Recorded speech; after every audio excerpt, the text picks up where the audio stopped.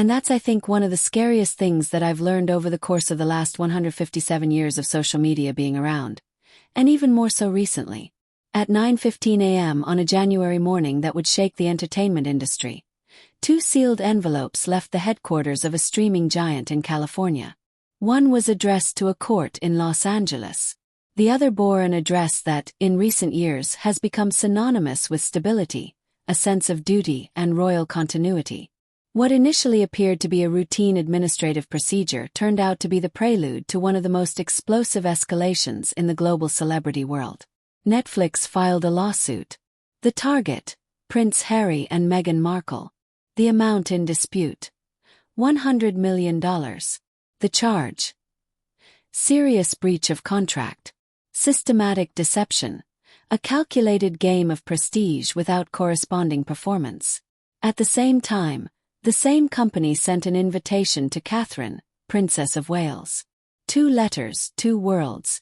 A symbolic break that could hardly have been clearer. The lawsuit marked a turning point not only for the relationship between Netflix and the Sussexes, but for the entire narrative that Prince Harry and Meghan Markle had built since stepping down from the monarchy. Within hours, an ambitious media project had become a legal battle of historic proportions. Netflix made it clear that this was not a matter of creative differences, but rather a structural failure. They spoke of missed deadlines, unclear concepts, repeated rejections, and a glaring gap between promises and delivery. The timing added further weight to the dispute. The accusations were not new, but the formal escalation came with full force. The 2020 contract promised exclusive content, broad reach, and cultural value intended to strengthen the streaming service's brand globally.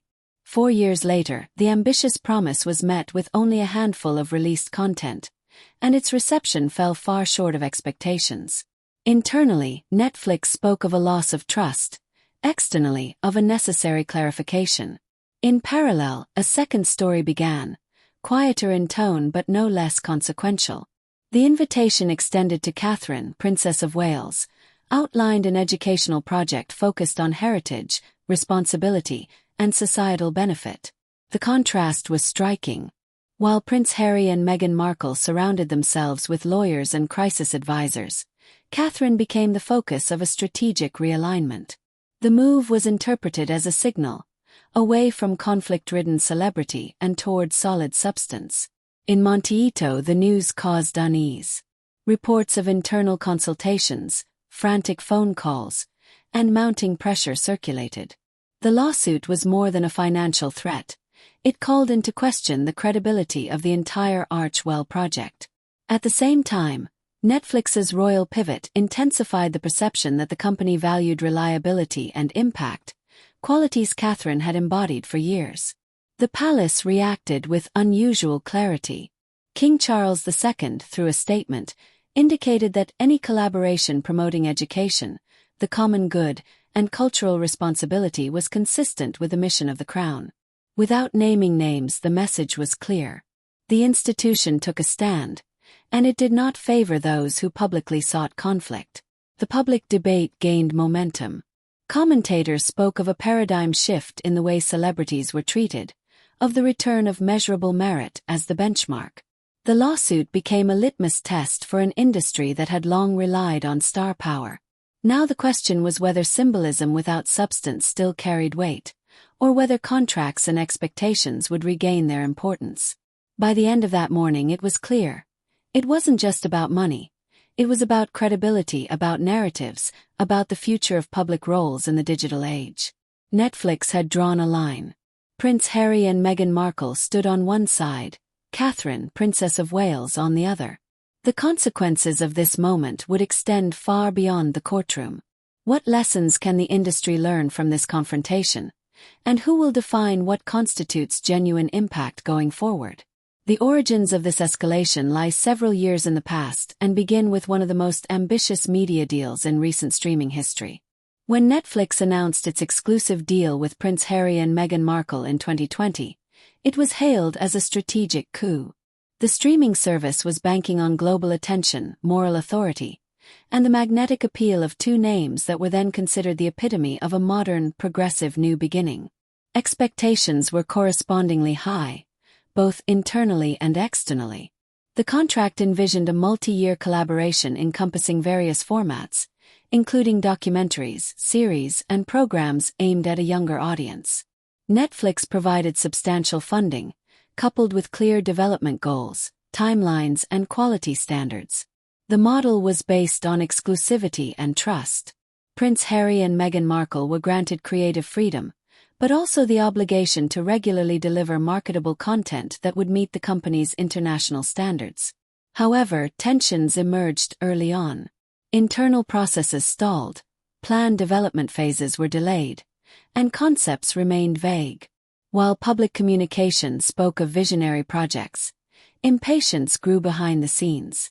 Netflix invested additional resources, provided its own teams, and tried to stabilize structures that proved surprisingly fragile. The gap between public expectations and operational reality began to widen. When the first productions were finally released, the response was mixed. While individual formats garnered attention, they failed to achieve the sustained impact stipulated in the original contract. Internally, targets were missed, both in terms of reach and production scope. Netflix began to reassess the economic value of the delivered content, while simultaneously postponing further projects indefinitely. With each passing year, the impression of a structural problem intensified. Instead of a continuous pipeline, a patchwork of ideas that never came to fruition emerged. Netflix increasingly questioned whether its strategic gamble had paid off. The answer was sobering. The discrepancy between investment and results became a central theme of internal reviews. At the same time, the tone of the collaboration became increasingly harsh, though this remained largely unnoticed externally. The turning point came when formal deadlines passed unused and planned milestones were repeatedly missed. Netflix was forced to explore legal options. This involved not only lost content but also the fundamental question of contractual compliance. The internal reviews ultimately led to the decision to no longer keep the conflict behind closed doors. In parallel, the media landscape was changing.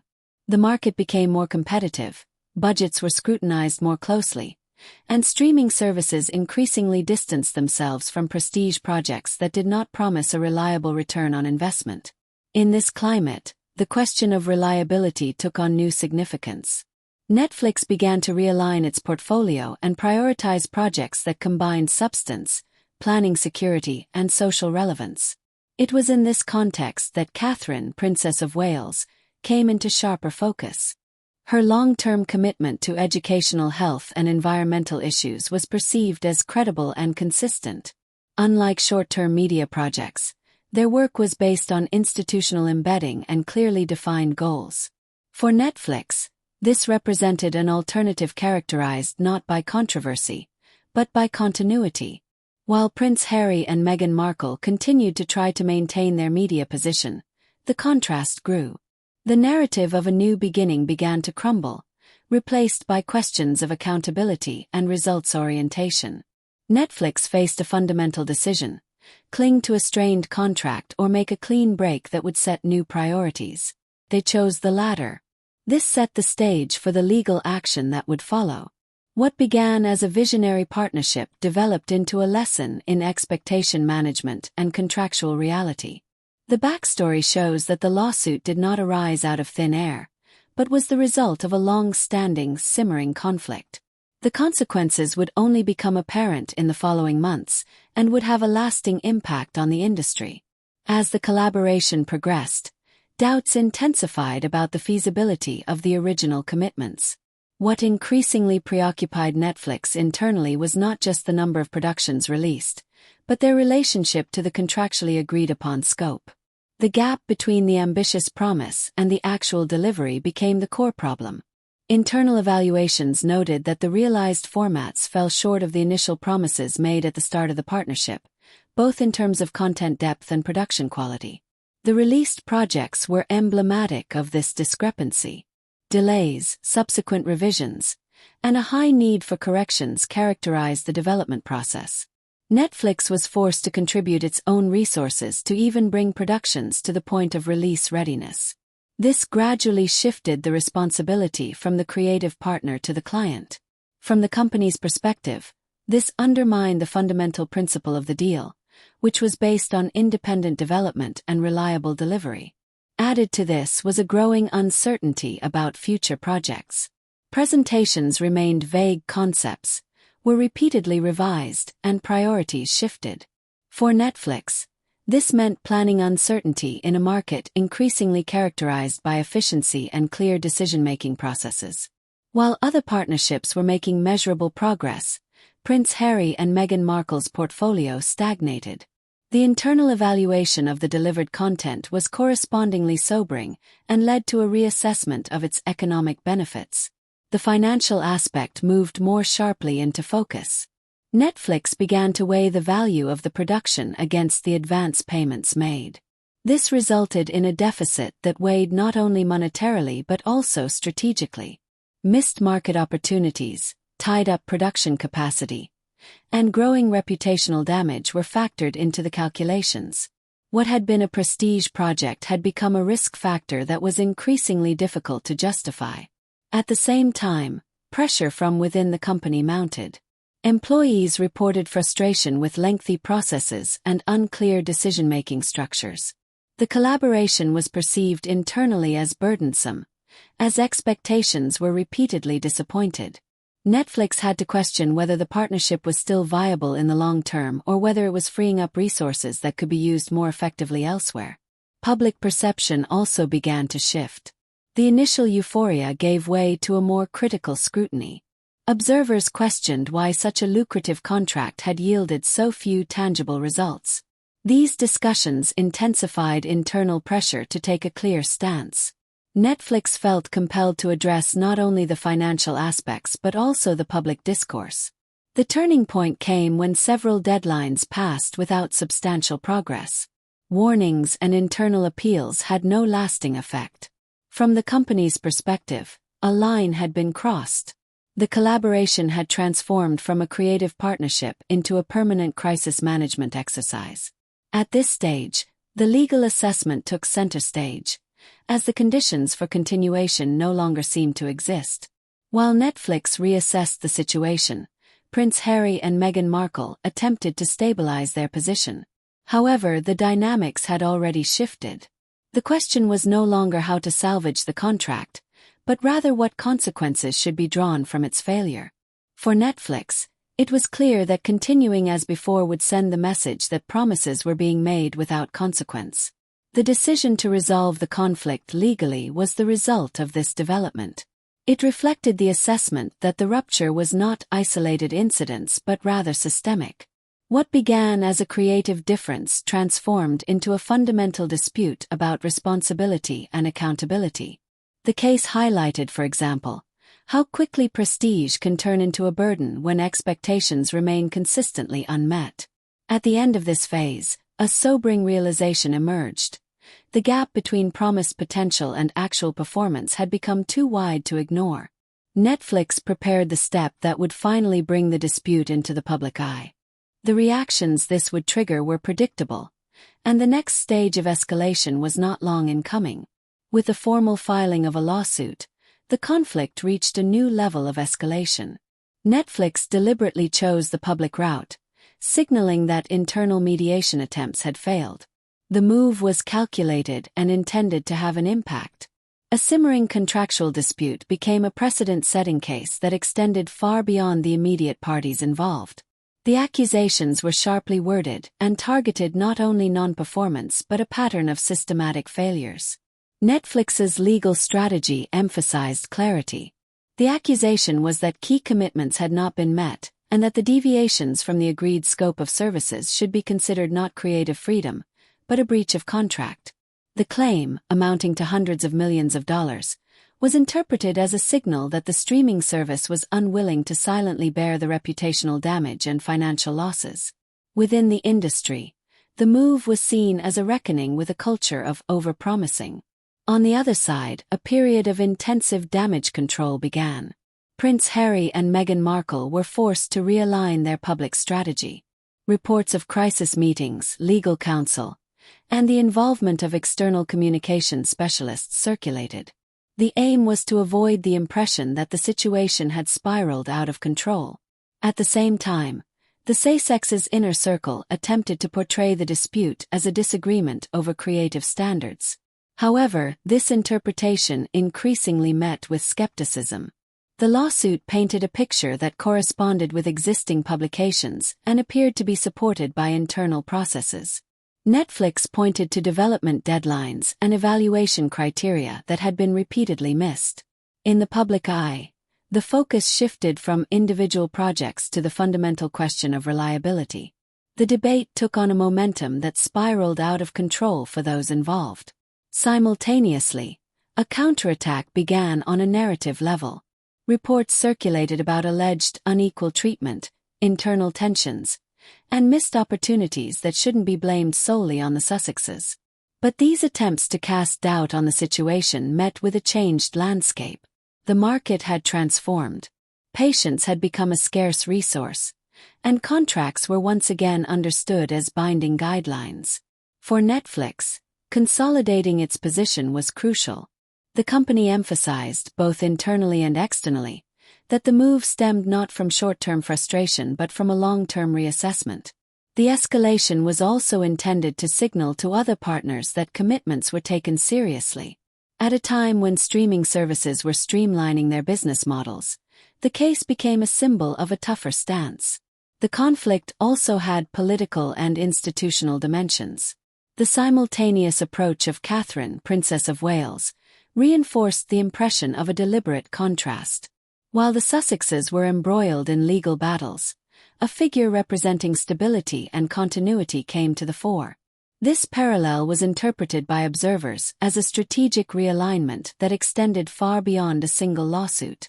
The discussion intensified on social media and comment sections.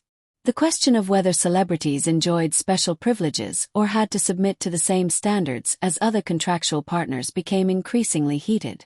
For many, the case became a litmus test of how seriously the industry took its own rules. Polarization increased, but the direction of public sentiment seemed to solidify. At the end of this escalation phase, a clear front line had emerged. Netflix had taken the legal route, thereby institutionalizing the dispute. Prince Harry and Meghan Markle found themselves forced to respond on multiple fronts as time began to work against them. The next phase would reveal whether the conflict would lead to a settlement or escalate further, and what role the newly formed alliances would play. As the legal battle intensified, Netflix simultaneously took a step whose symbolism was hard to miss. The streaming service shifted its focus, deliberately seeking closer ties with a figure whose public perception differed fundamentally from that of the Sussexes. Catherine, Princess of Wales, became the centerpiece of a strategic realignment that prioritized substance over headlines. Observers saw this as no coincidence, but a calculated decision. This so-called royal pivot was interpreted as a response to the experiences of recent years. Netflix sought reliability, continuity, and a clear set of values. Catherine embodied everything the company had lacked in its previous project: long-term commitment, institutional embedding, and a focus on societal impact rather than personal self-promotion. The invitation to participate in an educational project was interpreted in industry circles as a signal that the streaming service had learned from its mistakes. The contrast was stark. While Prince Harry and Meghan Markle faced legal risks and mounting pressure, Catherine presented herself as a calm counterpoint. Her work in education, mental health, and the environment was perceived as consistent and built up over years. Netflix recognized this as a foundation upon which to develop content that thrived not on controversy, but on credibility. Institutionally, the move also fit into a larger movement. King Charles II supported an opening up to formats that impart knowledge and promote social dialogue. The collaboration with a global platform was seen not as a threat, but as an opportunity to convey traditional values in a contemporary way. This created a new narrative that positioned the monarchy not as a mere symbol, but as an active participant. In the public perception, the impression of a change in direction intensified. Commentators spoke of a return to content with measurable benefits. The discussion shifted away from personal conflicts and toward the question of what kind of stories should dominate in the future. Netflix seemed to be consciously choosing to forego polarizing figures and instead focus on long-term relevance. For Prince Harry and Meghan Markle, this move further weakened their position. The royal pivot underscored that Netflix had alternatives and was no longer dependent on a strained partnership. The message was subtle but clear.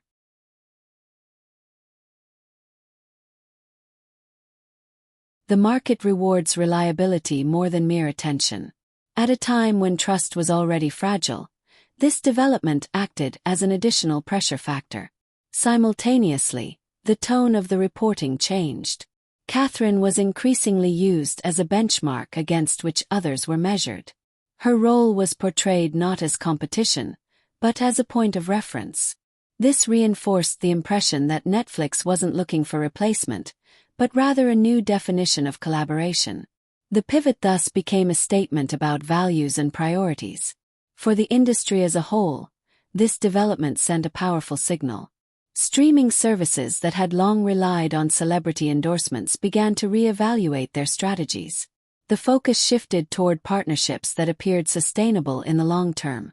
The case demonstrated that reach alone is insufficient without structure and reliability. By the end of this period, it was clear that the royal pivot was more than a byproduct of the lawsuit. It was part of a deliberate repositioning that placed the conflict in a broader context. Netflix had decided to embark on a new chapter. What consequences would this decision have for those involved, and for the future of collaboration between media and the monarchy? The exact nature of the decision remained open, but the direction was unmistakable. As the proceedings progressed, the repercussions, extending far beyond the immediate legal dispute, became increasingly apparent. Netflix's lawsuit evolved into a reckoning with an entire era of media strategy surrounding Prince Harry and Meghan Markle. The focus was no longer solely on contractual details, but on the fundamental assessment of credibility, responsibility, and public impact. The case became a benchmark for an industry that recalibrated its standards.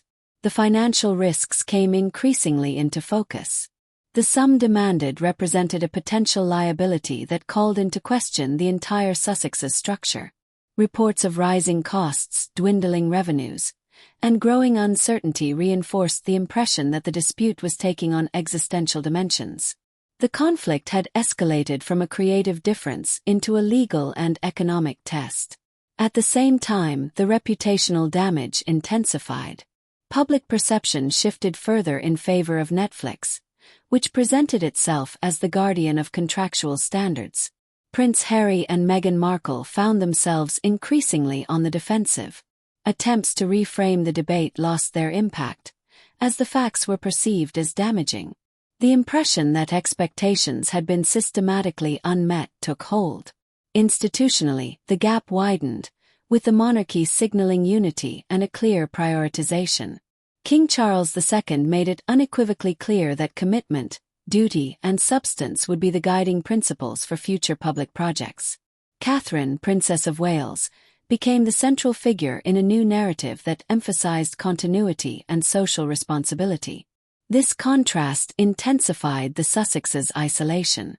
For Netflix, the case was more than just a legal matter. It served as a signal to the market that high-profile names do not supersede contractual obligations. The escalation was deliberately accepted in order to set a precedent. In a period of consolidation, it was meant to demonstrate that partnerships must deliver measurable results. The company positioned itself as an actor that learns from its mistakes and is not afraid of consequences. The public debate reflected this development. Commentators interpreted the case as a censure in the handling of celebrity. The question of whether attention alone was sufficient currency was increasingly answered in the negative. Instead, concepts such as reliability, sustainability, and impact moved to the forefront. The conflict became a symbol of a paradigm shift in the media landscape. At the end of this chapter, a sober assessment was presented. Prince Harry and Meghan Markle faced a host of legal, financial, and reputational challenges as Netflix and the monarchy solidified their positions. The dispute demonstrated how quickly narratives can shift when expectations and reality diverge. It exposed the limitations of symbolism without substance. The outlook remained uncertain, but the direction was clear. Regardless of the legal outcome, the case had already had an impact. It had shifted standards, redefined priorities, and raised the question of how public trust is earned in the digital age. Will this conflict serve as a cautionary tale or mark the beginning of a stricter era of accountability for celebrity figures? The conflict between Netflix and Prince Harry and Meghan Markle represents more than a typical contractual dispute.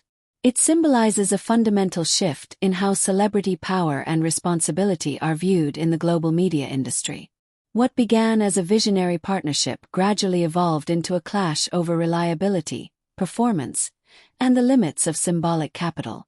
The lawsuit made it clear that big names alone are no longer sufficient to justify long-term collaborations. At the heart of the escalation was the growing discrepancy between ambitious promises and actual results. Netflix felt compelled to draw a clear line and send a signal to the market. The decision to take legal action was not merely a reaction to financial losses, but an expression of a new self-image.